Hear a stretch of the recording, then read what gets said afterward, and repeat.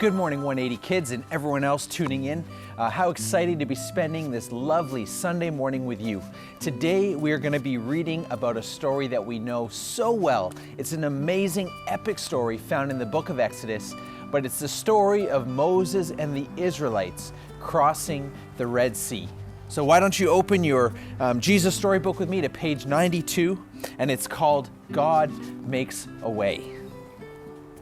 Moses and God's people escaped out of Egypt and into the wilderness. They didn't know the way, but God knew the way, and He would show them. I will bring you to a new home, a special land. God promised them, I will look after you and I am with you. God sent a big cloud for them to follow, a pillar of smoke stretching up to the sky. It moved in front of them as they walked and shaded them from the blazing heat of the day. And when it was time to rest, it stopped. All through the cold desert nights, it kept them warm, glowing like fire. God led His people through the desert to the edge of a great sea. They were just wondering how to cross it when suddenly they heard a terrible thundering and pounding. It sounded like horses' hooves. They shaded their eyes to look back and screamed. It was Pharaoh and his army were coming to get them. Pharaoh had changed his mind.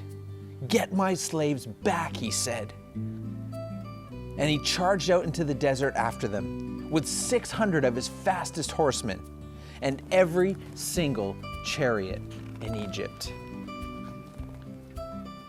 What were God's people going to do? In front of them was a big sea. It was so big, there was no way around it. But there was no way through it. It was too deep. They didn't have any boats, so they couldn't sail across.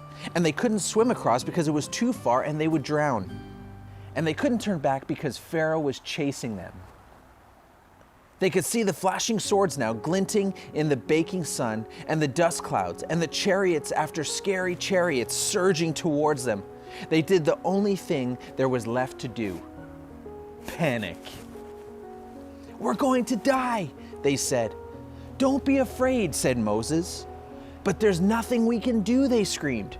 God knows you can't do anything, Moses said. God will do it for you. Trust Him and watch Him. But there's no way out, they said. God will make a way. Another minute and it would have been over. But the strangest thing happened. God made the pillar of smoke move. It moved behind His people and hid them from the Egyptians. Then God sent a strong east wind to blow all night long. It blew on the water of the big sea. It blew it to the left and it blew it to the right, until it blew it into two towering walls of water. And there, right through the middle of the sea, a muddy pathway opened up. And God's people walked across on dry land. When the Egyptians tried to follow, the walls of the water crashed back down on them and swallowed them up. God's people were safe. They danced and laughed and sang and thanked God. When there had been no way out, God made a way. Many years later, once again, God was going to make a way where there was no way. From the beginning, God's children had been running from Him and hiding. God knew His children could never be happy without Him. But they couldn't get back to Him by themselves. They were lost. They didn't know the way back. But God knew the way. And one day, He would show them. What an amazing thought for us to keep in our mind is that God makes a way where there is no way.